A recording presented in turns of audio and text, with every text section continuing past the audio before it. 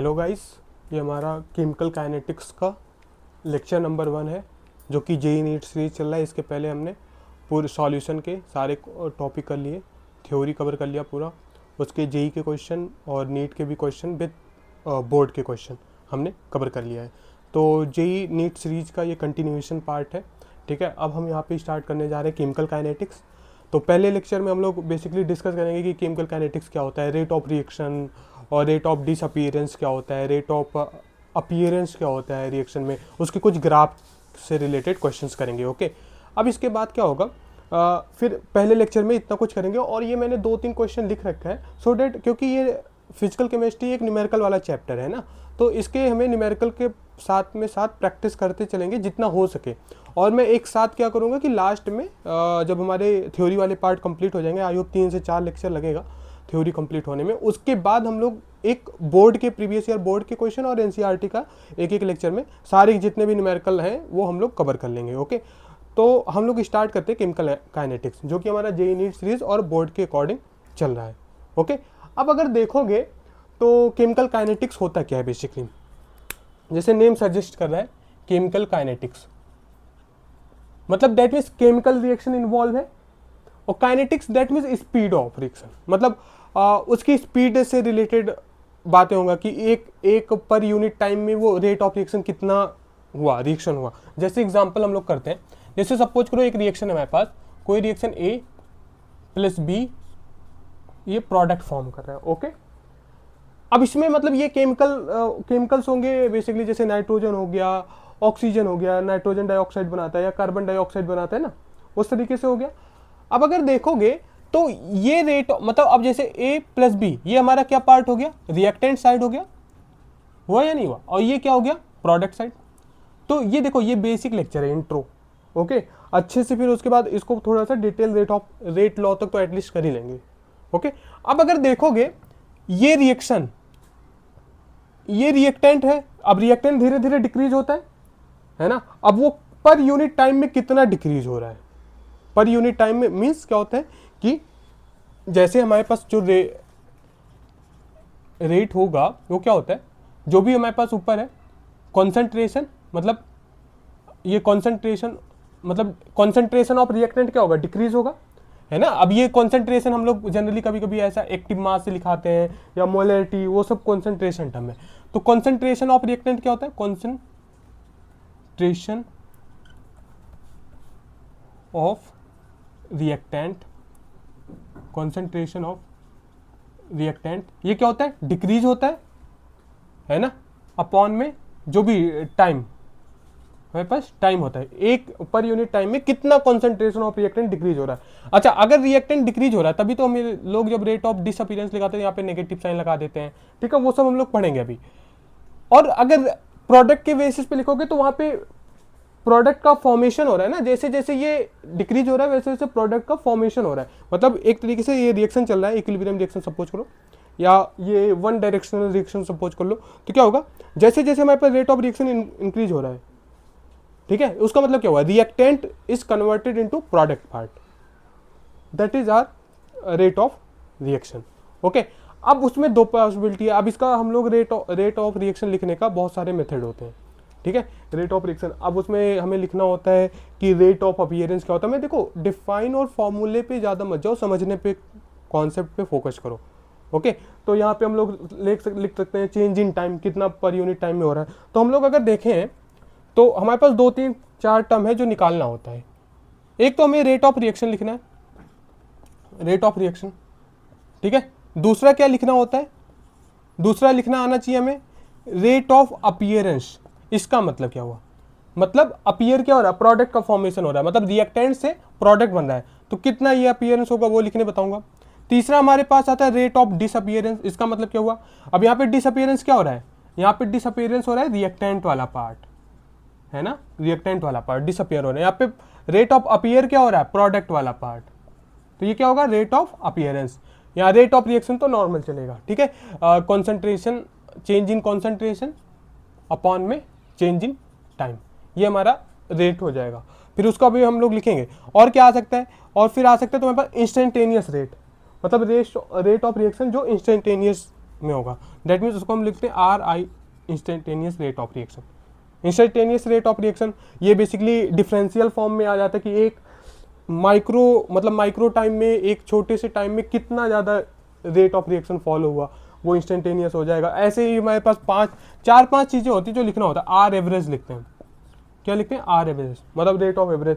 अब एवरेज में क्या होता है हमारे पास, जैसे एवरेज लिख रहा हूँ तो क्या करेंगे, चेंज इन कॉन्सेंट्रेशन अपॉन में चेंज इन टाइम, वो हमारे पास एवरेज रेट ऑफ रिएक्शन हो जाता है। तो वो हम लोग ऐसे लिख लेंगे, डेल्टा जो भी कॉन्सेंट्रेशन होता है ना, चेंज अपॉन में डेल्टा टी। तो अब इसमें देखोगे तो यहाँ पे जो भी C2 माइनस C1 अपॉन में T2 माइनस T1, ऐसा कर सकते हैं। ये अभी हम लोग क्वेश्चन के साथ अच्छे से डिस्कस करेंगे। तो बेसिकली अगर देखोगे 5 टर्म हमें बेसिक इंट्रो में पता होना चाहिए। Rate of reaction, rate of appearance, ये लिख लेना, फुल फॉर्म लिखना, मैंने शॉर्ट में लिख दिया। Rate of appearance, rate of disappearance. Rate of appearance क्या हो रहा है? अपीयर हो रहा है product. Rate of disappearance, disappearance क्या हो रहा है? रिएक्टेंट, है ना, reactant is converted into product, that's why this is called rate of disappearance. उसके बाद इंस्टेंटेनियस रेट ऑफ रिएक्शन लिखना होता है, मतलब एक पर्टिकुलर टाइम फ्रेम में वो कितना डिसअपीयर हुआ, मतलब प्रोडक्ट कितना फॉर्मेशन हुआ या रिएक्टेंट कितना कन्वर्ट हुआ प्रोडक्ट में। और उसके बाद आता है आर एवरेज, एवरेज तो उसमें हमारा जो भी चेंज इन कॉन्सेंट्रेशन होता है वो अपॉन में चेंज इन टाइम। तो इतने टर्म हमें पढ़ने हैं। उसके बाद एक दो न्यूमेरिकल करेंगे, फिर हम लोग रेट लॉ एक्सप्रेशन कर लेंगे। तो फर्स्ट लेक्चर में ज़्यादा बड़ा नहीं करेंगे, लेंदी, ठीक है। तो हम लोग, और इसके ग्राफ इंपॉर्टेंट है, ठीक है। तो स्टार्ट करता हूं मैं 1 बाय 1। ओके, तो अब अगर देखोगे, अब मैं इसको लिखाता हूं 1 बाय 1। ओके, मान लो कोई एग्जाम्पल लेके समझते हैं, उससे ज्यादा हमें समझ में आएगा। एग्जाम्पल से समझते हैं, उससे ज्यादा समझ में आएगा, ठीक है। तो रेट होता क्या है, क्या होता है? Change in concentration, change in concentration, concentration of product upon में जो भी है delta T, change in time, है ना, यहाँ पे लिख लो, क्या हो जाएगा? Change in time. तो पहले तो ये एक छोटा सा वो लिख लो, ये हो गया प्रोडक्ट के टर्म में, क्योंकि प्रोडक्ट फॉर्म हो रहा है तो यहाँ पे पॉजिटिव साइन होता है क्योंकि प्रोडक्ट बन रहा है। और ऐसे रिएक्टेंट लिखना हो तो change in concentration of reactant, क्योंकि भाई रिएक्टेंट वाला डिक्रीज हो रहा है ना और प्रोडक्ट वाला फॉर्म हो रहा है कि नहीं। तो ये लिख सकते हो। अब अगर मान लो हमारे पास लिखना है रिएक्टेंट के टर्म में, ये हमारे पास क्या हो गया? प्रोडक्ट वाला पार्ट, यहाँ पे लिख दो प्रोडक्ट, ठीक है। अगर मान लो रिएक्टेंट के टर्म में लिखना है तो सेम लिखोगे, change in concentration of reactant, है ना, ये क्या है हमारे पास? रिएक्टेंट अपॉन में चेंज इन, चेंज को हम लोग डेल्टा से भी लिखा सकते हैं, ठीक है, चेंज इन टाइम। ओके, तो इसको अगर लिखना हो तो ये क्या होगा, क्योंकि रिएक्टेंट डिक्रीज हो रहा है तो यहाँ पे you can put negative charge, otherwise तुम्हें अंडरस्टूड होता है, ठीक है। तो इस तरीके से हम लोग कर सकते हैं, है ना, या इसको ऐसे लिख सकते हो, डेल्टा आर अपॉन में डेल्टा टी। अब माइनस क्यों लगाओगे? क्योंकि रिएक्टेंट डिक्रीज हो रहा है और प्रोडक्ट में क्या हो रहा है? फॉर्म हो रहा है, ठीक है। तो ये एक तो बेसिक फॉर्मूला हो गया। अब हम लोग एक काम करते हैं, एक एग्जांपल लेके उससे एक लिख के लिखते हैं। पहले हम लोग बेसिक रिएक्शन लिखते हैं, उसके बाद इसको पुट करते हैं, ठीक है। तो एक एग्जांपल लेते हैं। तो आई होप इसको लिख लिया होगा। फिर मैं यहाँ पे एग्जांपल लिखूंगा, उसमें जो 5 चीजें मैंने लिखवाया था, रेट ऑफ अपीयरेंस, डिसअपीयरेंस, सब कुछ वहाँ पे मैं पुट कर देता हूँ, ठीक है। तो इसको एक एग्जांपल लेके मैं, तो ये आई होप लिख लेना, ये फॉर्मूला है, बेसिक फॉर्मूला है, ठीक है। अब अगर देखोगे हमारे पास जो रिएक्शन आ रहा है, फिर उसके बाद ये क्वेश्चंस करेंगे, ओके। अब जैसे मान लो कोई एक एग्जांपल लेते सिंपल सा, A प्लस B ये बना रहा है प्रोडक्ट, डन। अब अगर ये इसमें हमें लिखना है रेट ऑफ अपीयरेंस और रेट ऑफ डिसअपीयरेंस, तो कैसे लिखेंगे? तो पहले तो हमें रेट लिखना है इसका रेट क्या होगा भाई? देखो, रेट लॉ एक्सप्रेशन वो दूसरा है, हम लोग सिर्फ रेट लिख रहे हैं, ठीक है। तो रेट लॉ एक्सप्रेशन भी अभी अगर चाहो तो लिख ही सकते हो, कोई दिक्कत नहीं है। तो इसमें रेट क्या होगा? इसमें ये रिएक्टेंट वाला पार्ट है तो क्या होगा? रिएक्टेंट डिक्रीज होता है ना, change in concentration of reactant upon में टाइम, इसको स्मॉल टी से कहो, चेंज इन टाइम, ठीक है। तो अब इसके बाद क्या होगा हमारे पास, अब रिएक्टेंट में क्या हो रहा है हमारे पास, अब जैसे हो सकता है कि ज़्यादा वाले से कम वाले को डिक्रीज करना होता है ना, ठीक है, तो इसको हम ऐसे भी लिख सकते हैं R2 माइनस R1 अपॉन में T2 माइनस T1, ठीक है, ये लिख सकते हैं। ये हमारे पास रेट हो गया, बोल दो बैठ जाए, ठीक है, ये हो गया, ये हमारे पास रेट हो गया नॉर्मल। अब इसमें हमें और क्या क्या करना होता है, ओके, और स्टार्टिंग में नेगेटिव साइन तो रहेगा ही रहेगा, ओके डन। अब एक तो एक चीज ये आ गया, रेट हम कैसे लिखेंगे। दूसरा हमें क्या लिखना होता है, रेट ऑफ, हमें दूसरा क्या लिखना होता है, rate of appearance, appearance, rate of appearance, ठीक है, या शॉर्ट फॉर्म में लिख देंगे ROA, rate of appearance, rate of appearance, ठीक है। तो इसमें क्या लिखेंगे, ये क्या होगा, अपीयर, अपीयर क्या हो रहा है, प्रोडक्ट वाला पार्ट हो रहा है, ठीक है, अपीयर क्या हो रहा है हमारे पास, प्रोडक्ट वाला पार्ट। तो इसमें कैसे लिखेंगे हमारे पास, क्योंकि प्रोडक्ट तो प्लस साइन में ही होगा, तो यहां पे क्या होगा, रेट ऑफ अपीयरेंस में डेल्टा P अपॉन में डेल्टा T, मतलब कितने टाइम में प्रोडक्ट फॉर्म हो रहा है, ये नीचे डेल्टा T आ गया। बस ये ध्यान में रखना, यहाँ पे प्लस साइन आएगा, क्यों, क्योंकि प्रोडक्ट फॉर्म हो रहा है, ठीक है। ये रेट ऑफ अपीयरेंस हो गया, अपीयरेंस मतलब ये प्रोडक्ट है, ओके, ध्यान में रखना, इसमें मिस्टेक मत करना, ये क्या है, प्रोडक्ट है, ओके। अब हम लोग आते हैं रेट ऑफ डिसअपीयरेंस में, ये हमारे पास दूसरा चीज आ गया। तीसरा चीज हमें लिखना होता है, अच्छा ये इसी का पार्ट है, ये 2 वाला है, ठीक है। अब हमें लिखना होता है रेट ऑफ डिसअपीयरेंस। डिसअपीयरेंस क्या हो रहा है, डिसअपीयरेंस, तो डिसअपीयरेंस अगर देखोगे ROD, शॉर्ट फॉर्म में यही लिखेंगे एब्रीविएशन में, ठीक है। तो रेट ऑफ डिसअपीयरेंस में हमें क्या लिखना है भाई, डिसअपीयर क्या हो रहा है, ये रिएक्टेंट वाला पार्ट डिसअपीयर हो रहा है, तो क्या लिखेंगे, माइनस डेल्टा R जो रिएक्टेंट वाला पार्ट है अपॉन में डेल्टा T, या अगर इसके टर्म में लिखना है तो क्या लिख सकते हैं हम लोग, यहाँ पे जो भी होगा चेंज इन अच्छा ये कॉन्सेंट्रेशन है, ओके, याद रखना ये क्या है, कॉन्सेंट्रेशन है, यहाँ पे कॉन्सेंट्रेशन ऑफ प्रोडक्ट होगा, ठीक है। तो अगर मान लो लिखना है इसके टर्म में लिखना है तो क्या लिखोगे, minus concentration of A into T, ठीक है, इज इक्वल टू, और क्या लिख सकते हैं, minus concentration of B upon में डेल्टा T, ये सब हो सकता है, ओके। अब मान लो हमें ये रेट ऑफ अपीयरेंस वगैरह लिख लिए, अब मान लो हमें लिखना है और क्या लिखना होता है, fourth instantaneous rate, R instantaneous या इंस्टेंटेनियस रेट ऑफ रिएक्शन। तो उसमें क्या करते हैं हम लोग, डिफरेंशिएशन कर देते हैं। एवरेज में भी ऐसे ही लिखेंगे, एवरेज में भी हमारे पास डेल्टा ही टर्म आता है, मान लो पहले एवरेज लिख लेते हैं, एवरेज रेट ऑफ रिएक्शन, क्या लिखना है, एवरेज रेट ऑफ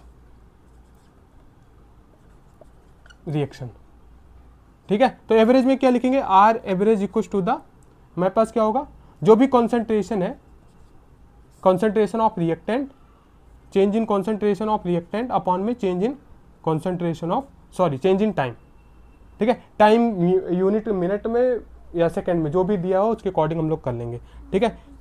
पांचवा हमारे पास आएगा instantaneous rate of reaction,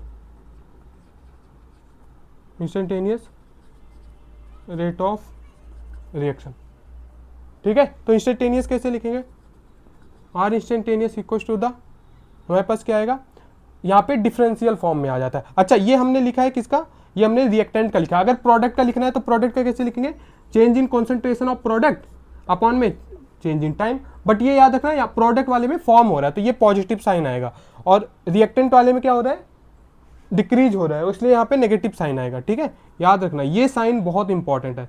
instantaneous में क्या आ जाएगा, यहाँ पे डिफरेंशिएशन टर्म में करते हैं, ठीक है, एक स्मॉल अमाउंट, अगर हमें स्मॉल अमाउंट में कुछ करना होता है तो हम लोग डिफरेंशिएशन करते हैं, ओके। तो डिफरेंशिएशन में कैसे होगा इसका, माइनस, माइनस क्यों लग रहा है, पहले हम लोग रिएक्टेंट वाले का लिख रहे हैं, माइनस डी, जो भी हमारे पास कॉन्सेंट्रेशन ऑफ रिएक्टेंट है अपॉन में D T, D by D reactant upon में डी टी हो जाएगा। ऐसे अगर मान लो प्रोडक्ट का लिखना है तो क्या हो जाएगा, वो पॉजिटिव हो जाएगा, dp अपॉन में dt, ये प्रोडक्ट है, ये रिएक्टेंट है, बस ये साइन का ध्यान में रखना है, ठीक है। ये इंस्टेंटेनियस में बस डिफरेंशियल फॉर्म में लिख देंगे, ओके। तो इस तरीके से हमें 5 टर्म लिखना होता है। रेट, पहले तो रेट लिख लिया, फिर रेट ऑफ अपीयरेंस लिख लिया, ठीक है, रेट ऑफ अपीयरेंस लिख लिया, रेट ऑफ डिसअपीयरेंस लिख लिया, फिर हमारे पास एवरेज रेट ऑफ रिएक्शन हो गया हमारे पास, फिर इंस्टेंटेनियस रेट ऑफ रिएक्शन हो गया। इस तरीके से हम लोग 5 रिएक्शन लिखेंगे, ओके। अब इसके बाद इसी के बेसिस पे जस्ट क्वेश्चन है, तो मैं सोच रहा हूँ पहले एक ग्राफ बना लेता हूँ, उसके बाद ये क्वेश्चन हम लोग सॉल्व करेंगे, ठीक है। क्वेश्चन उसके बाद होगा। अब ये आ गया, आई होप समझ में आ गया होगा, ठीक है। एक दो एग्जाम्पल से लिख लेते हैं। अच्छा, एक चीज और याद रखना, ये ना इसका जो होना चाहिए यूनिटी होना चाहिए, 1 होना चाहिए। अब मैं एक एग्जाम्पल बताता हूँ, वहां से तुम्हें ज्यादा समझ में आएगा, क्योंकि यूनिटी मतलब अभी यहाँ पे कंफ्यूजन हो रहा होगा कि रेट ऑफ रिएक्शन हम लोग कैसे लिखेंगे। ये जैसे मान लो कॉफिशिएंट यहाँ पे 2 है, तो उसको 1/2 करके लिखेंगे। मैं एक एग्जाम्पल लेता हूँ, उसके बाद समझ में आएगा, ठीक है।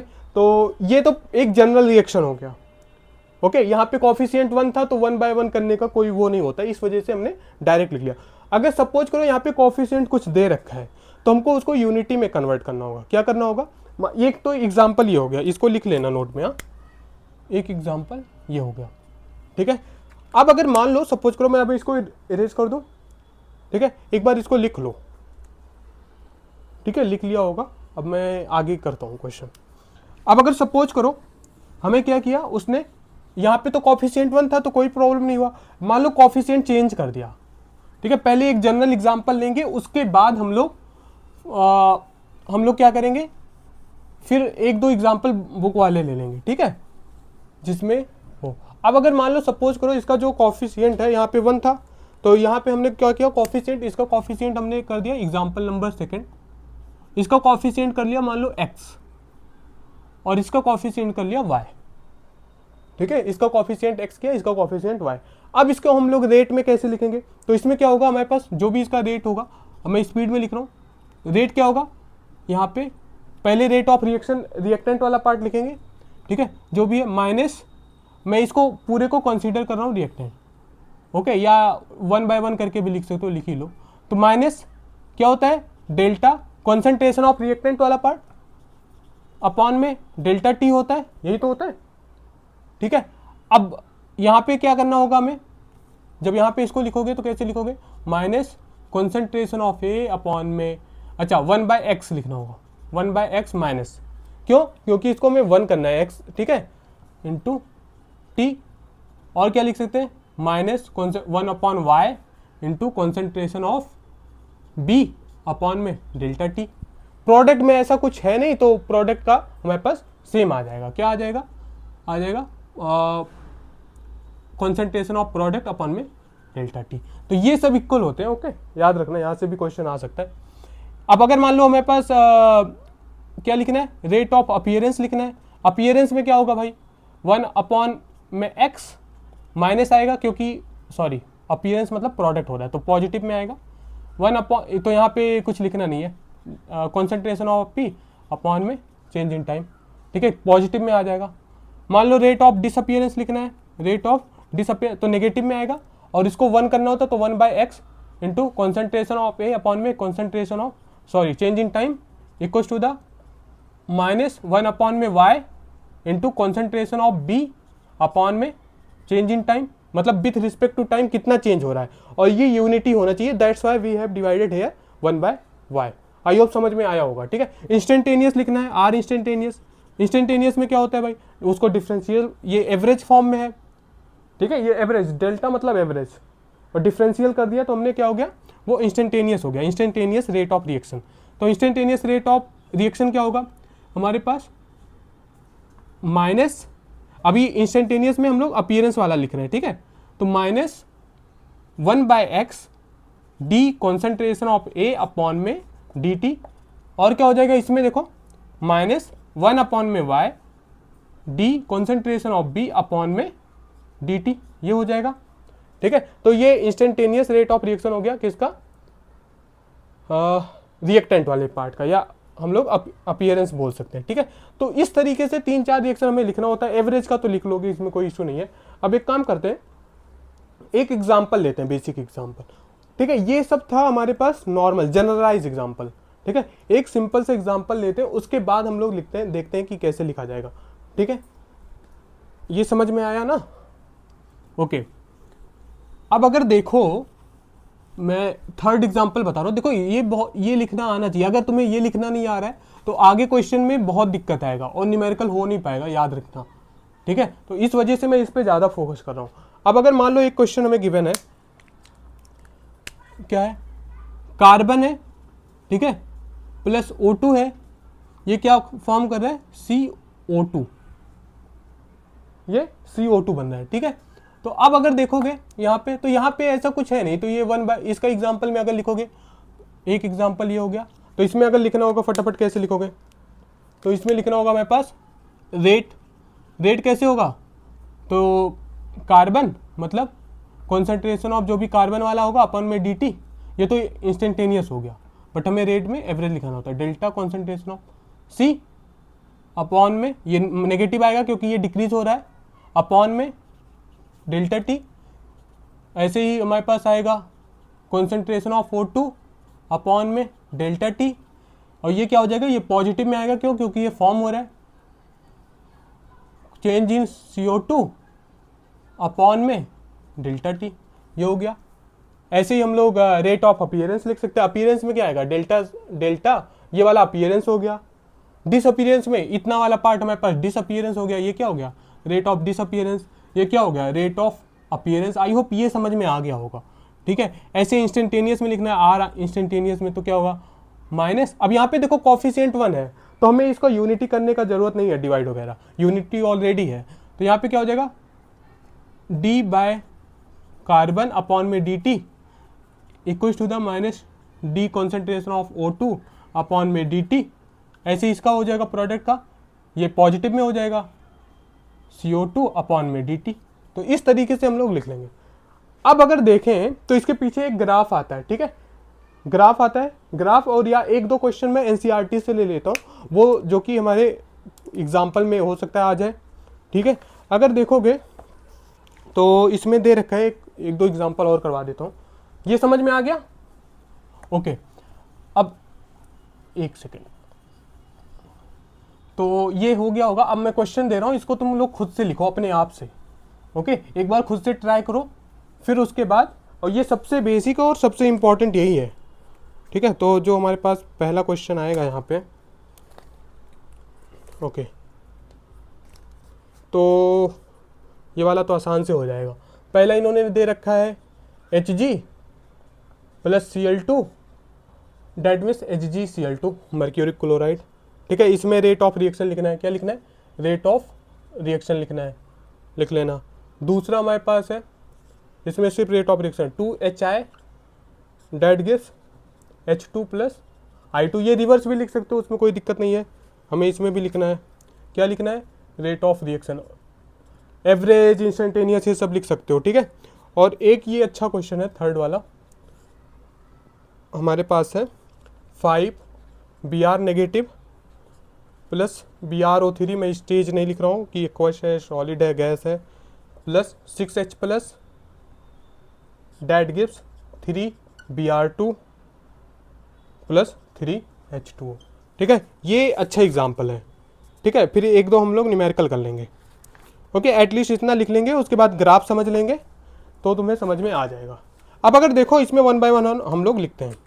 ठीक है, तो यहाँ पे आएगा, अब हमें क्या लिखना है, रेट ऑफ रिएक्शन लिखना है। तो रेट ऑफ रिएक्शन में क्या होता है, बेसिकली मैंने बताया था क्या होगा, ये डिक्रीज हो रहा है, ये रिएक्टेंट वाला पार्ट डिक्रीज होता है, प्रोडक्ट फॉर्म होता है। तो यहाँ पे देखोगे क्या होगा, minus change in concentration of Hg upon में डेल्टा टी, हो गया, क्योंकि यूनिटी ऑलरेडी है तो हमें करने का जरूरत नहीं है। यहाँ पे और क्या लिख सकते हैं, minus change in concentration of Cl2 upon में डेल्टा टी, और ये फॉर्म हो रहा है तो क्या हो जाएगा, ये पॉजिटिव में होगा, change in concentration of HgCl2 upon में डेल्टा टी। तो इस तरीके से रेट ऑफ रिएक्शन हो गया। इतना लिखोगे तो रेट ऑफ अपीयरेंस हो जाए, सॉरी डिसअपीयरेंस हो जाएगा, और प्लस वाला अपीयरेंस हो रहा है। अपीयरेंस मतलब क्या, फॉर्म हो रहा है, प्रोडक्ट का formation, that is called rate of appearance. और डिसअपीयरेंस मतलब रेट ऑफ रिएक्शन, मतलब रिएक्टेंट वाला पार्ट वो डिसअपीयर हो रहा है ना धीरे धीरे।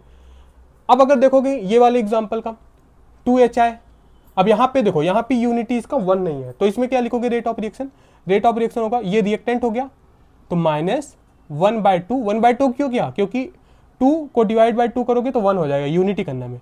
Change in concentration of HI upon में time delta T is equal to the concentration of H2 plus में आएगा, क्यों, क्योंकि ये हमारे पास फॉर्म हो रहा है ना, ये रेट ऑफ डिसअपीयरेंस हो गया, अपीयरेंस हो गया, is equal to the change in concentration of I2 upon में डेल्टा टी। तो ये क्या हो रहा है, ये सब फॉर्म हो रहा है, देख रहे हो। तो ये हमारे पास क्या हो गया, इतना ये हो गया रेट ऑफ अपीयरेंस। ओवरऑल तो रेट ऑफ रिएक्शन हो गया, ROR क्या है, रेट ऑफ रिएक्शन, और इतना क्या हो गया हमारे पास, rate of disappearance.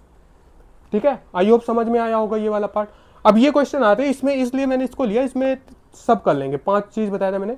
Rate of appearance एक बार खुद से ट्राई करो, rate of appearance, rate of disappearance, rate of reaction, average rate और इंस्टेंटेनियस, सब कुछ लिखना है इसमें। ठीक है, तो मैं स्टार्ट करता हूँ 1 बाय, वीडियो को पॉज करके खुद से ट्राई किया करो। ठीक है, तो अब अगर हम लोग इसको देखें क्या होगा, यहाँ पे पहले तो रेट ऑफ रिएक्शन लिखो, रेट ऑफ रिएक्शन या ROR। ठीक है, रेट ऑफ रिएक्शन लिखो।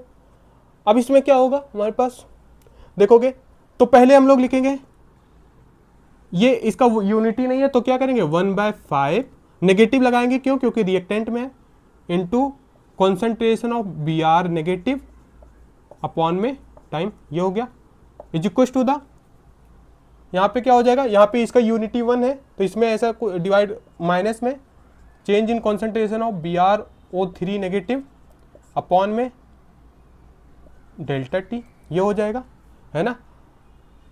अब मैं यहीं पे लिख रहा हूँ, ठीक है, क्योंकि या एक साथ ही लिख देता हूँ फिर इसको रब कर देंगे। ठीक है, अब अगर और क्या लिखेंगे, हमारे पास H प्लस है तो यहाँ पे क्या आ जाएगा 1 अपॉन में, नेगेटिव ही आएगा ना क्योंकि रिएक्टेंट साइड है, नेगेटिव 1 अपॉन में 6,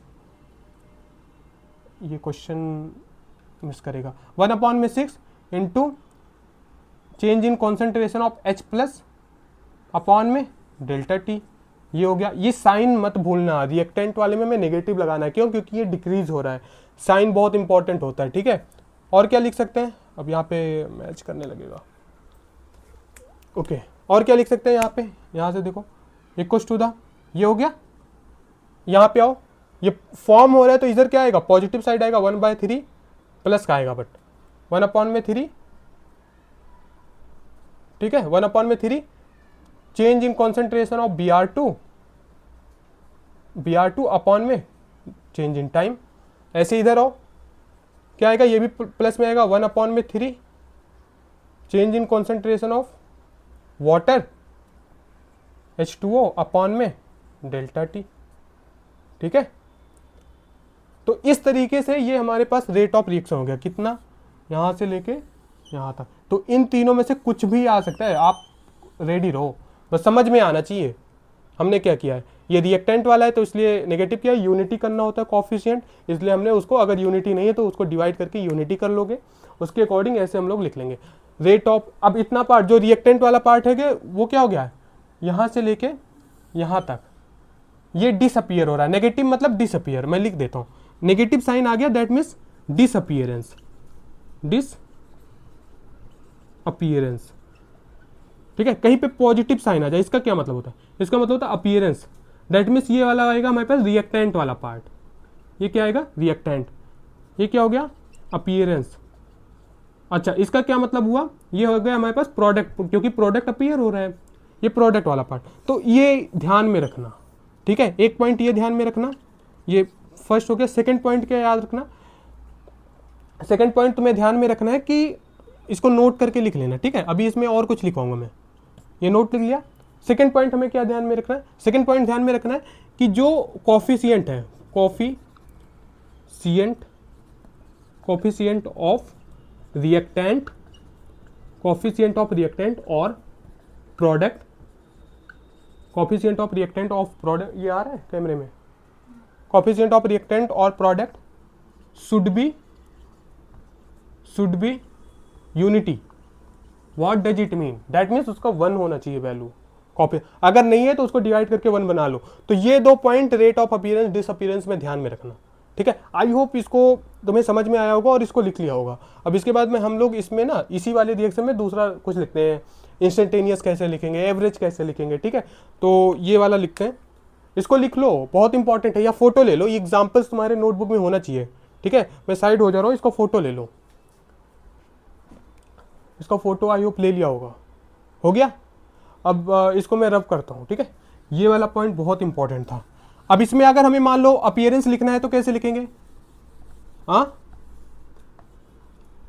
अपीयरेंस लिखना है तो हो जाएगा हमारे पास सिंपल, क्या होगा, मान लो रेट ऑफ अपीयरेंस लिखना है तो अपीयरेंस में क्या होगा, सिंपल ये वाला पार्ट लिख दो, है ना, कि अपीयर क्या क्या हो रहा है, 1/5 into change in concentration of B R negative into change in concentration of time equal to the, ये वाला हो जाएगा, यहाँ पे ऑलरेडी है change in concentration of B R O 3 negative upon में change in concentration of time, यहाँ पे देखो 6 है, इसका कॉफिशिएंट 1 नहीं है तो 1/6 करोगे, नेगेटिव लगाओगे, क्यों, क्योंकि ये डिसअपियर हो रहा है, into concentration of H plus upon में चेंज इन टाइम, ठीक है। ये हो गया हमारे पास अपीयरेंस। डिसअपीयरेंस क्या हो गया, ये पहला हो गया, ये दूसरा हो गया, तीसरा, 5-6 चीज़ लिखना होता है।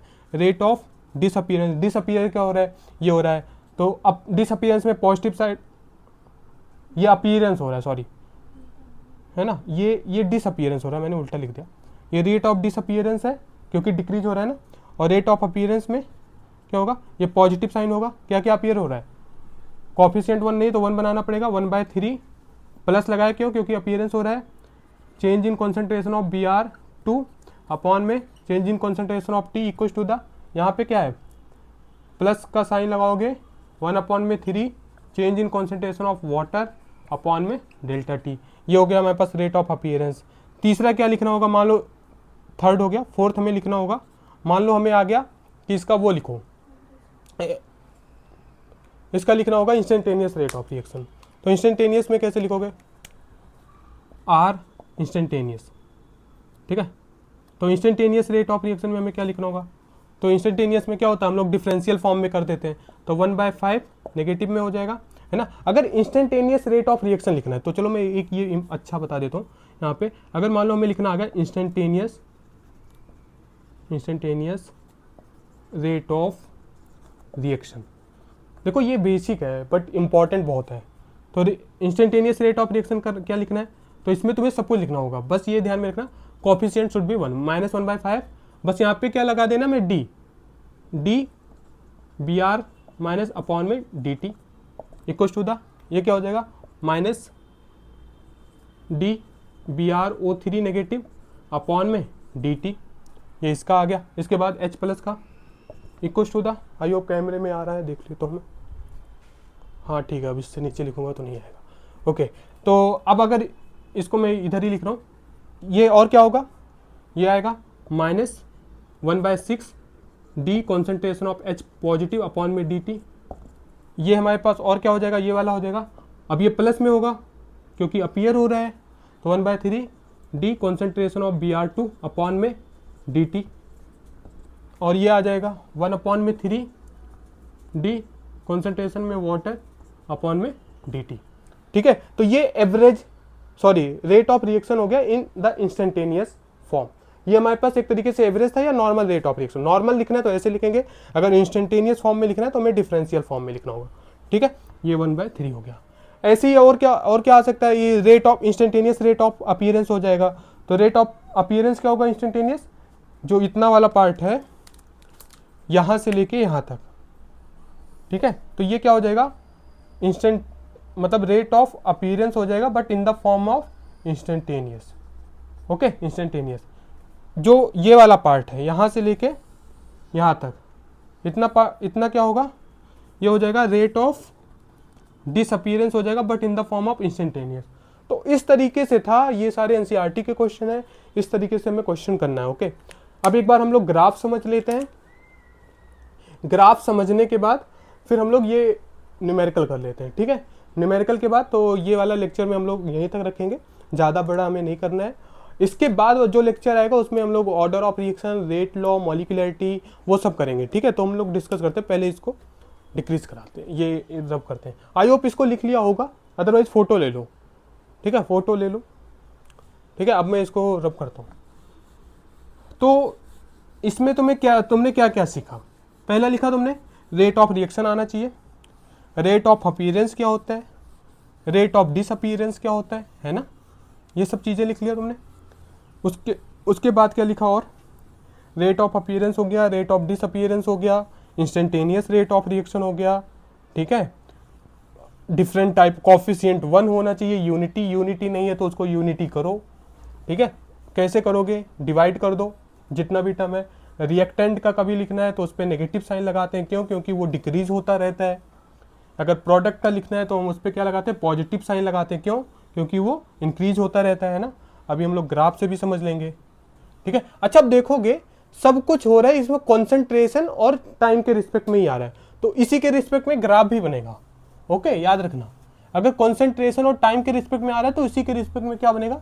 ग्राफ भी इसी के रिस्पेक्ट में बनेगा। ओके, तो हम लोग अब ग्राफ समझते हैं। इतना पार्ट आ गया होगा। अब ग्राफ अगर देखोगे, अब हेडिंग बनाना ग्राफ सारे। देखो पहले हमने सब कुछ लिखा, फॉर्मूला वगैरह, उसके बाद हमने एग्जाम्पल्स लिखे। अब इसके बाद ग्राफ का हेडिंग बनाना, ठीक है। ग्राफ में क्या है? किसके वर्सेस करोगे? Concentration of reactant, concentration of reactant, that means ये versus time, concentration of reactant versus time का हमें करना है, ठीक है। चेंज इन टाइम, या ये अगर change in reactant, concentration of, ठीक है, चेंज इन टाइम। तो अब पहले कैसे करेंगे? अब अगर देखोगे हमारे पास क्या हो रहा है, कॉन्सेंट्रेशन ऑफ एक पहले जनरल रिएक्शन लेते हैं, ठीक है, उसके अकॉर्डिंग करते हैं। हमारे पास क्या है? रिएक्टेंट ए है प्लस बी, ये क्या फॉर्म कर रहा है? प्रोडक्ट फॉर्म कर रहा है। अब अगर इसका ग्राफ देखोगे तो कैसे बनेगा? इधर क्या है? एक्स एक्सिस पे हमारे पास चेंज इन टाइम है, ठीक है, टाइम है। ओके, अब ये जनरली सेकंड में होता है, यूनिट मिनट में हो तो अपना कन्वर्ट कर लेना। और इस साइड क्या है? इस साइड क्या है हमारे पास? कॉन्सेंट्रेशन है, ठीक है। क्या है? कॉन्सेंट्रेशन। अब रिएक्टेंट का है तो यहाँ पे कॉन्सेंट्रेशन ऑफ क्या होगा? कॉन्सेंट्रेशन ऑफ रिएक्टेंट होगा, ठीक है, कॉन्सेंट्रेशन ऑफ रिएक्टेंट, या यहाँ पे सीधे ऐसा लिख दो। ओके, अब अगर देखोगे क्या हो रहा है, कॉन्सेंट्रेशन का ग्राफ, कॉन्सेंट्रेशन ऑफ रिएक्टेंट धीरे धीरे क्या हो रहा है? डिक्रीज हो रहा है। क्यों डिक्रीज हो रहा है? क्योंकि वो प्रोडक्ट में कन्वर्ट हो रहा है। तो इसका ग्राफ कैसे आएगा? पहले कॉन्सेंट्रेशन क्या होता है? स्टार्टिंग में कॉन्सेंट्रेशन अगर मान लो प्रोडक्ट में नहीं कन्वर्ट है तो 100% रहेगा, है ना, 100% रहेगा, या बहुत ज़्यादा अमाउंट में रहेगा।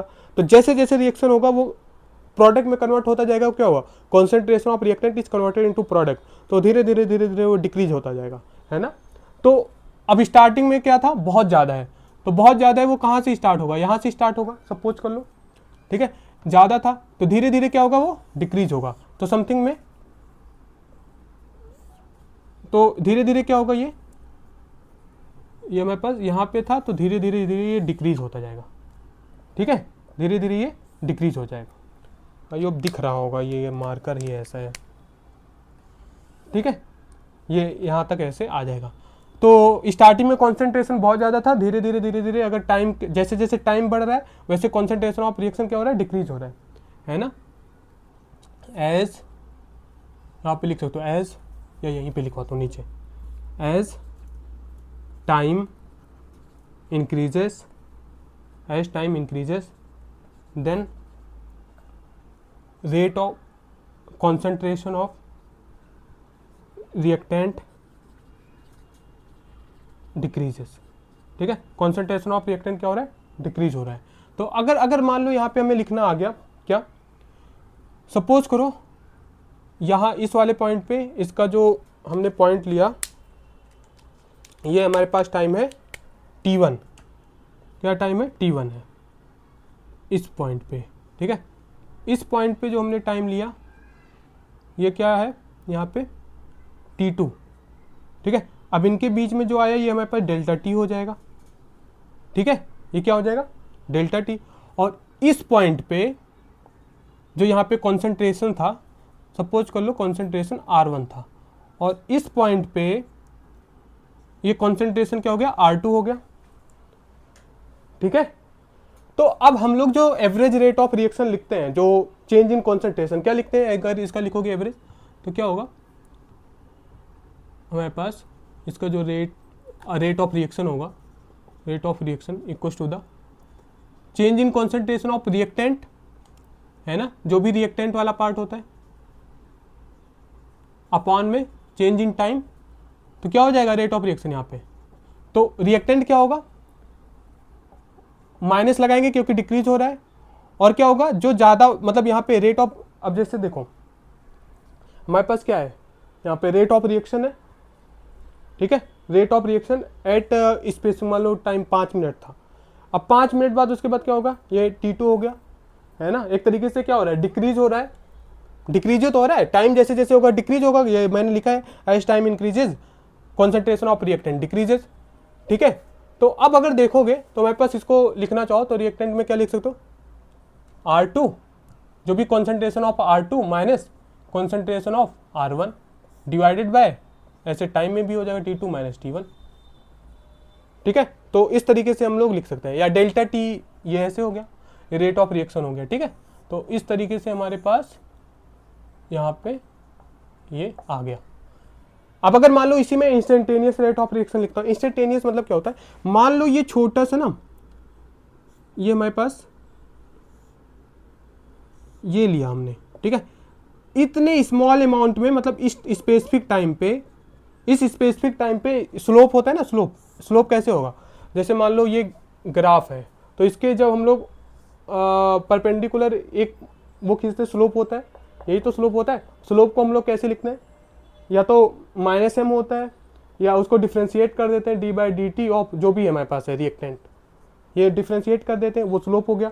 तो हमारे पास जो इंस्टेंटेनियस यहाँ पे रेट ऑफ रिएक्शन आएगा R इंस्टेंटेनियस, वो क्या हो जाएगा, -d कॉन्सेंट्रेशन ऑफ रिएक्टेंट जो भी है अपॉन में dt। तो ये इंस्टेंटेनियस रेट ऑफ रिएक्शन हो गया। तो ये ग्राफ है हमारे पास, ग्राफ किसका है, concentration of reactant versus concentration of time. तो ये ग्राफ हो गया हमारे पास, एक ग्राफ हो गया ये। ठीक है, तो एक ग्राफ करके ये इसको बना लेना, इसी के बेसिस पे न्यूमेरिकल है। ठीक है, वो करेंगे। अब एक बार क्या करते हैं हम लोग, concentration of reactant versus product भी कर लेते हैं। ठीक है, इसको रब करता हूँ। आई होप इसमें इतना ही लिखना है, ज़्यादा और कुछ नहीं। ठीक है, ये हो गया। अब इसके बाद आएगा हमारे पास प्रोडक्ट का, कि प्रोडक्ट वाला ग्राफ कैसे बनेगा। ठीक है, यहाँ से एमसीक्यू में क्वेश्चन आ सकता है, स्लोप पूछ सकता है, या उसके अकॉर्डिंग तुमसे न्यूमेरिकल कुछ रिएक्टेंट वगैरह कन्वर्ट करवा सकता है। ठीक है ना। अब अगर देखोगे, इसको मैं कर देता हूँ ऊपर, कॉन्सेंट्रेशन ऑफ प्रोडक्ट, ये हमारे पास ग्राफ नंबर 2 हो गया, कॉन्सेंट्रेशन ऑफ प्रोडक्ट, ठीक है, वर्सेस टाइम। तो प्रोडक्ट में क्या होगा, पहले ये देखो ग्राफ, ये है, यहाँ पे क्या है, कॉन्सेंट्रेशन ऑफ प्रोडक्ट, या ये लिख दो। यहाँ पे क्या है, चेंज इन टाइम, या टाइम लिख दो सीधे। ठीक है, अब अगर प्रोडक्ट में देखोगे, प्रोडक्ट क्या था, रिएक्शन पहले मैं लिखता हूँ, सबसे पहले रिएक्शन लिखो। रिएक्शन है हमारे पास A + B that gives P, product. Starting में क्या होता है, मतलब अगर टाइम 0 है, एट t = 0, मतलब 0 मिनट पे, तो ये 100% रहता है ना, 100% ऑफ रिएक्टेंट है ये, बट ये प्रोडक्ट क्या है, 0 है। बट एट जैसे भी कुछ टाइम इंक्रीज होता है, एट टाइम मान लो 5 मिनट, तो क्या हो जाएगा, ये थोड़ा थोड़ा डिक्रीज होगा, 100% माइनस कुछ ना कुछ डिक्रीज होगा, मान लो x% डिक्रीज हुआ, तो ये प्रोडक्ट क्या बन जाएगा, x% बन जाएगा। समझ में आया कि नहीं आया। जैसे ही टाइम हम इंक्रीज करें तो प्रोडक्ट का फॉर्मेशन हो रहा है, इसीलिए उसको हम बोलते हैं रेट ऑफ अपीयरेंस।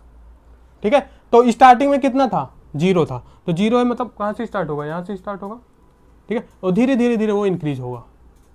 ठीक है, अब एक टाइम ऐसा आएगा, इक्विलिब्रियम अटेन कर लेगा, फिर वो ज़्यादा डिफरेंस नहीं आता है। ठीक है, तो समथिंग में ऐसा इसका ग्राफ बनेगा। अब अगर इसमें देखोगे, इसमें हमें लिखना होगा क्या होगा, अब इसमें एवरेज रेट ऑफ रिएक्शन लिखना हो, मान लो यहाँ पे हमने लिया ठीक है, ये हमारे पास T1 हो गया, इस पॉइंट पे ये था प्रोडक्ट P1, ठीक है। ऐसे ही यहाँ पे आया,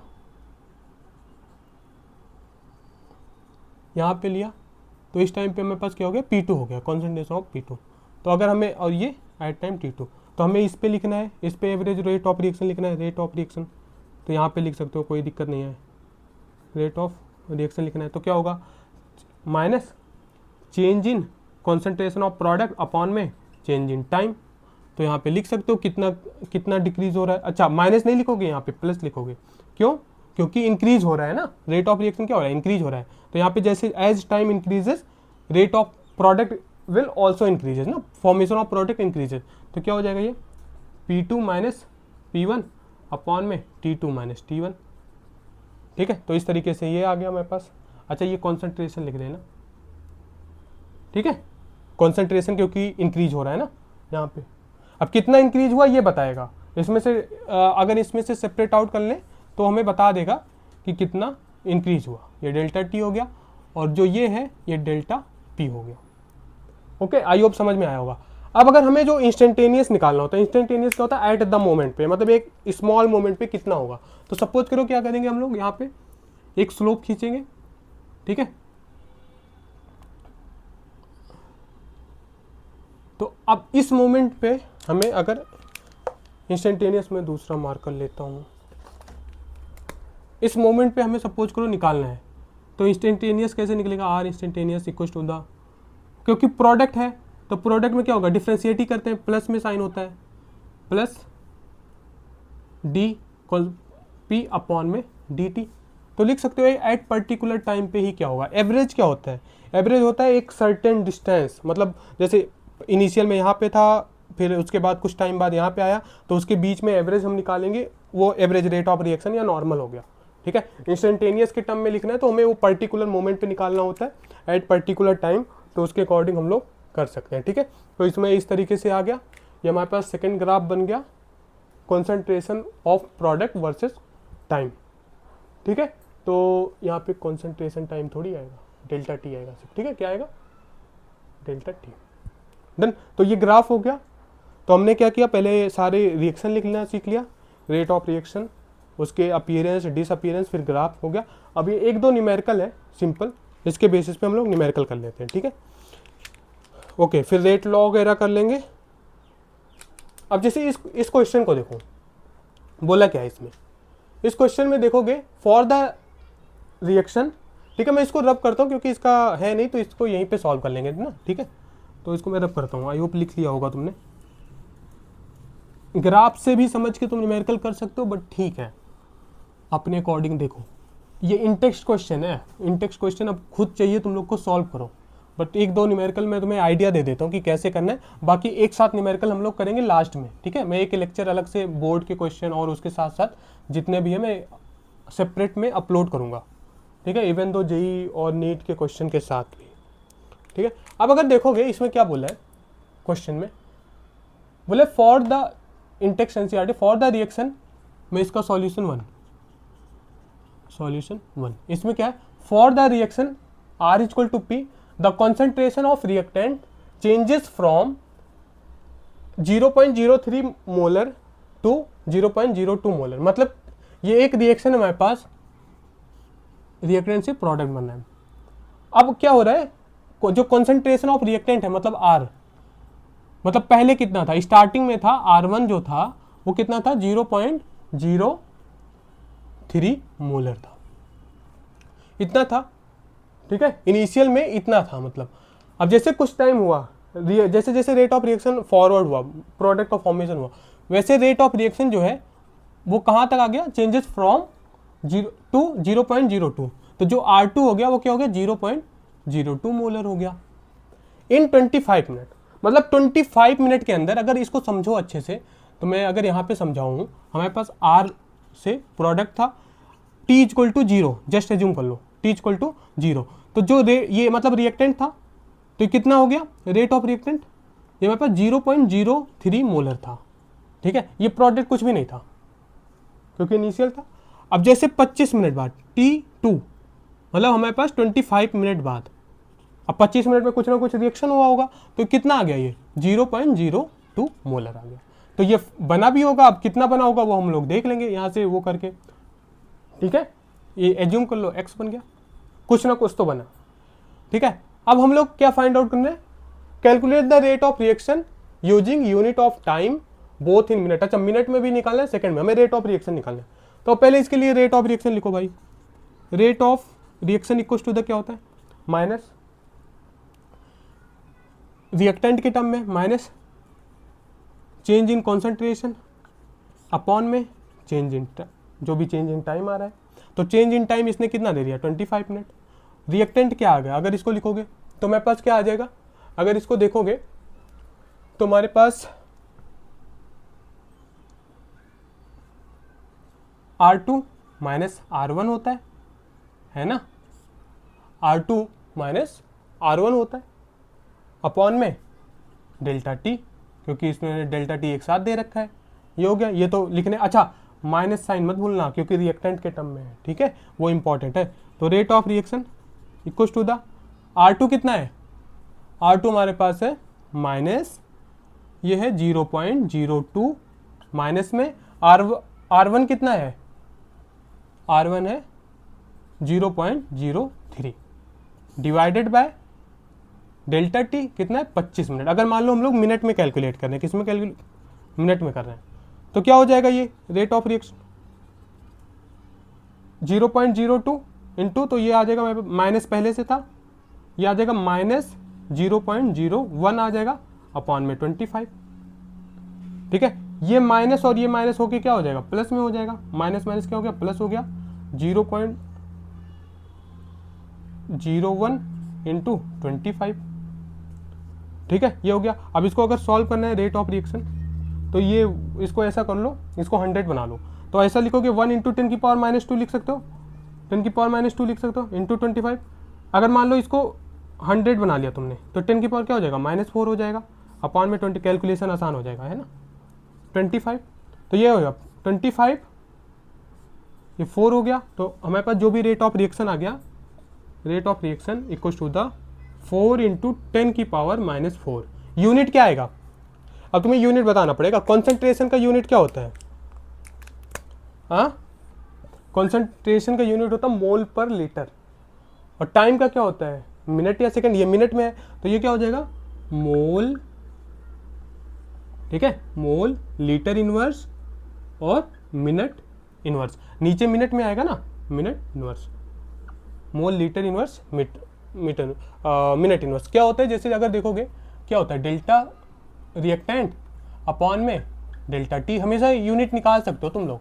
अगर मान लो यूनिट का हेडिंग बना के लिख लेना, यूनिट इक्वल टू द क्या है, इधर कॉन्सेंट्रेशन है, जो भी हमारे पास कॉन्सेंट्रेशन ऑफ रिएक्टेंट है अपॉन में चेंज इन टाइम। कॉन्सेंट्रेशन का यूनिट क्या होता है, कॉन्सेंट्रेशन, इसको लिखो कॉन्सेंट्रेशन, ठीक है, कॉन्सेंट्रेशन का यूनिट क्या होता है, मोल लीटर इनवर्स, ठीक है। चेंज टाइम का यूनिट क्या होता है, सेकंड होता है, अगर मिनट में है तो मिनट लिख लो, तो जनरली ऐसा यूनिट सेकंड होता है, तो मोल लीटर इनवर्स ऑलरेडी है, सेकंड ऊपर जाएगा तो सेकंड इनवर्स, ठीक है, क्या हो जाएगा सेकंड इनवर्स। तो ये हो गया हमारे पास यूनिट, रेट ऑफ रिएक्शन का यूनिट क्या हो गया, मोल लीटर इनवर्स सेकंड इनवर्स, तो ये भी आ जाता है। तो ये क्या हो गया, unit of rate of reaction, ठीक है।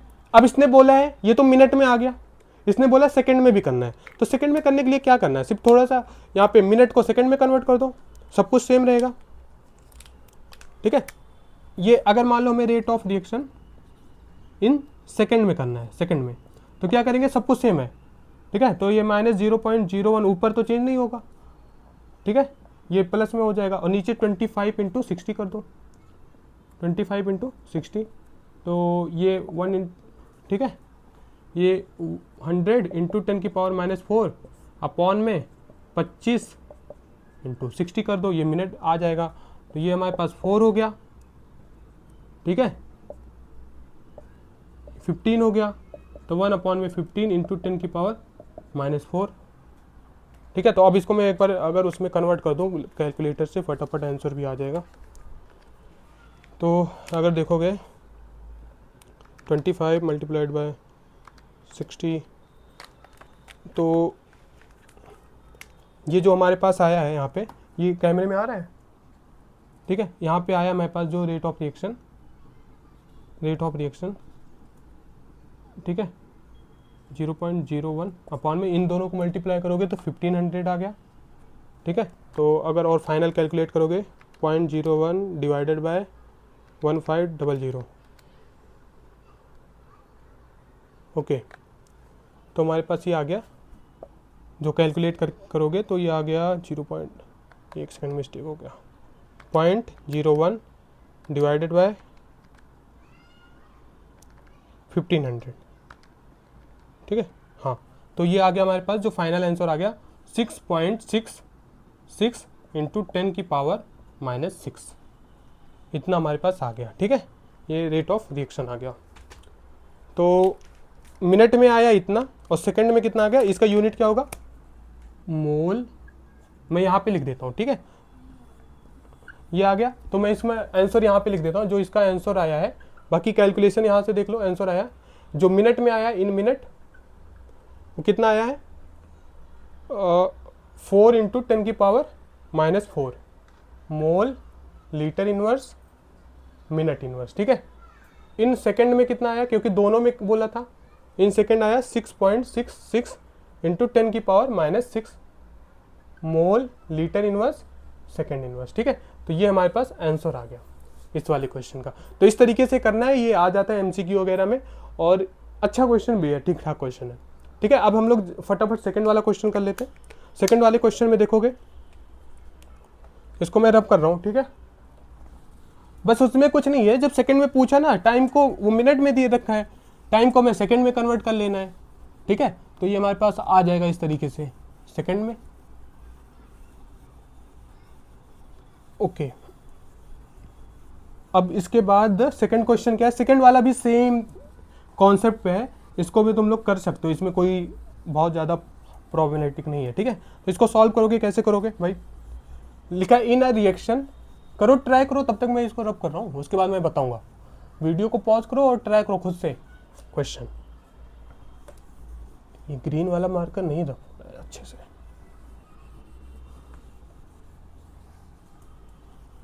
ठीक है।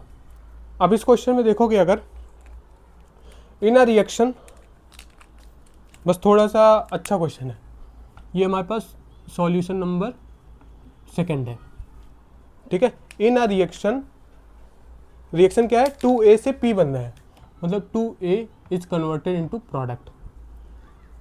Concentration of A decreases from, जो भी कॉन्सेंट्रेशन ऑफ A है वो डिक्रीज हो रहा है फ्रॉम, मतलब मैं लिख देता हूँ इसको, जो भी हमारे पास A क्या है, रिएक्टेंट ही है ना, जो कॉन्सेंट्रेशन ऑफ A1 रहा होगा वो कितना रहा होगा, वो 0.5 मोल पर सेकेंड, 0.5 मोल लीटर इनवर्स। और फिर यहाँ से डिक्रीज हो रहा है, कहाँ तक हुआ, 0.4 तक।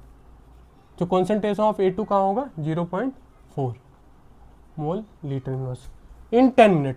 टाइम दे दिया, टाइम कितना दे दिया हमें, 10 मिनट, ठीक है। Calculate the rate during this interval, हमारे पास रेट क्या होगा, रेट तो फिर सिंपल है, रेट हमें पता है लिखना, कैसे आता है, माइनस, वहाँ पे यूनिटी 1 था, इस क्वेश्चन में 2 कॉफिशिएंट 2 है, तो इसको क्या करेंगे, -1/2, ठीक है, इनटू चेंज इन, हमारे पास क्या है, कॉन्सेंट्रेशन है ना, कॉन्सेंट्रेशन ऑफ रिएक्टेंट अपॉन में डेल्टा टी। तो इसीलिए मैंने लिखना सिखाया था तुम्हें, क्वेश्चन में ध्यान देना, इसको डायरेक्ट मत लिख देना। तो यहाँ पे रेट क्या बन जाएगा, रेट इक्वल टू द -1/2, यहाँ पे रिएक्टेंट क्या है, ए है, ठीक है। तो क्या हो जाएगा, वो A2 माइनस A1 हो जाएगा अपॉन में डेल्टा टी। तो यहाँ पे रेट अगर सॉल्व करोगे तो रेट ऑफ रिएक्शन जो भी है, रेट ऑफ रिएक्शन ये कितना होगा, -1/2 इंटू A2 कितना है, 0.4 माइनस 0.5 अपॉन में डेल्टा टी कितना है, 10 मिनट है। अगर मिनट में हम लोग कैलकुलेट कर रहे हैं, मिनट 10 मिनट है, तो ये हो जाएगा हमारे पास 0.1 अपॉन में 10, ठीक है। अच्छा, ये वाला पार्ट मत भूलना। तो rate of reaction equal to the -1/2 multiply by, यहाँ पे क्या आ जाएगा, -0.1 अपॉन में 10, ठीक है, तो ये माइनस माइनस क्या हो जाएगा, प्लस हो जाएगा, प्लस ये हो गया 1/20 हो गया, और ये 0.1, इसको इससे मल्टीप्लाई कर दिया, ये हो गया प्लस में 0.1 मल्टीप्लाइड बाय 20। ठीक है, तो यहाँ पे रेट ऑफ रिएक्शन हम लोग लिखेंगे, तो ये क्या हो जाएगा, इसको हम लोग लिख देते हैं 100। ठीक है, अच्छा 1 × 1 करेंगे तो 10⁻⁻1 हो जाएगा अपॉन में 20। अगर मान लो इसको 100 बना लिया हमने तो 10 की पावर क्या हो जाएगा, -3 हो जाएगा, यही तो होगा। बट याद रखना यूनिट हमें क्या किस में रखना है, मिनट में रखना है। तो इसको सॉल्व कर लो, 5, तो यहाँ पे आएगा 5 × 10⁻³ यूनिट क्या होगा, यूनिट इंपॉर्टेंट है, मोल लीटर इनवर्स, और टाइम हमने किस में लिया, मिनट में, मिनट इनवर्स। ये हमारे पास इसका आंसर आ गया। ठीक है, सेकंड में करना है, सेकंड में अगर मान लो इन सेकंड में करना है, सेकंड में क्या हो जाएगा, सब कुछ सेम रहेगा, बस नीचे मिनट के इसको हमारे पास -1/2 × 0.1 हो जाएगा, माइनस का अपॉन में 10 × 60, सेकंड में कन्वर्ट कर दो, इसको सॉल्व करोगे तो ये सेकंड में आ जाएगा। तो इस तरीके से ये क्वेश्चन था हमारे पास। ठीक है, तो ये हमने क्या किया, 2-3 न्यूमेरिकल कर लिया और रेट ऑफ रिएक्शन अच्छे से पढ़ लिया। ठीक है, देखो वीडियो कितनी बड़ी बनी है, ज़्यादा लॉन्ग तो नहीं हो गई।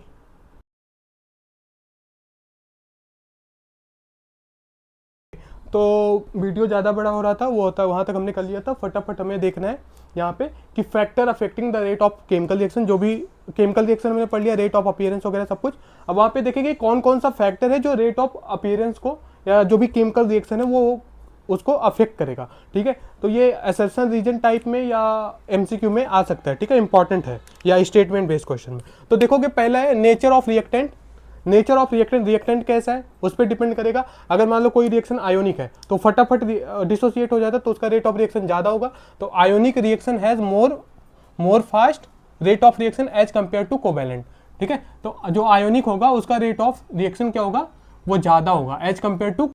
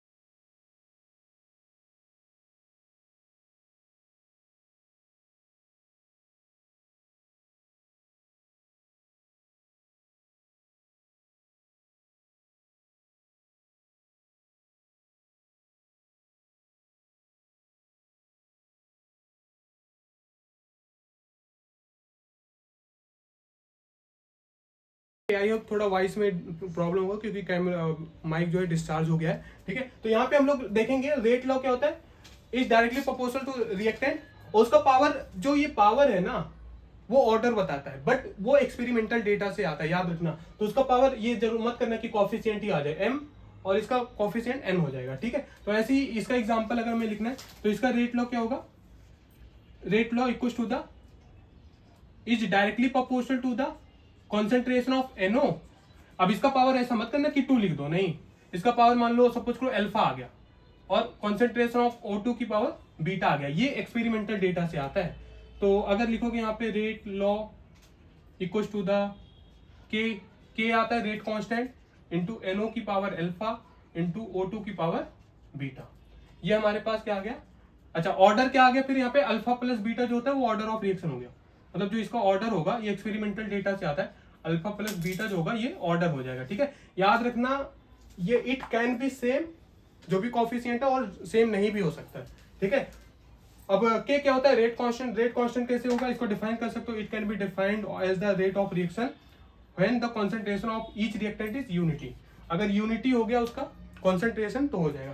तो आई होप कुछ वॉइस में मिस हुआ होगा। तो ये फैक्टर्स किस पे कर रहे थे, पहला नेचर ऑफ रिएक्टेंट, दूसरा कंसंट्रेशन, तीसरा टेम्परेचर, फोर्थ है प्रेजेंस ऑफ कैटलिस्ट, और सरफेस एरिया। तो surface area of the reactant, तो ये हमारे पास है, ये फैक्टर हैं जो हमारे पास रेट ऑफ केमिकल रिएक्शन को अफेक्ट करते हैं, ठीक है। इसमें स्मॉलर साइज ऑफ पार्टिकल होगा, ठीक है। कॉन्सेंट्रेशन ऑफ रिएक्टेंट ज्यादा होता है तो कॉन्सेंट्रेशन भी ज्यादा होगा, टेम्परेचर ज्यादा तो रेट ऑफ रिएक्शन ज्यादा, रेट कैटलिस्ट होगा तो रेट ऑफ रिएक्शन इंक्रीज हो जाएगा, ठीक है।